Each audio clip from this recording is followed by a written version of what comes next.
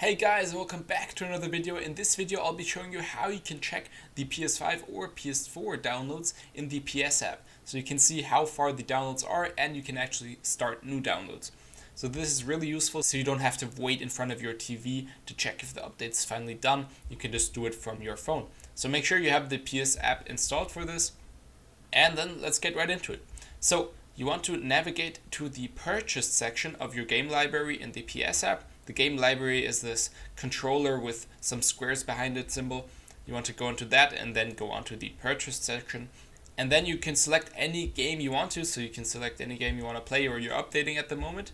Then click on that and then go to the about section of that game. And then you can select download to console.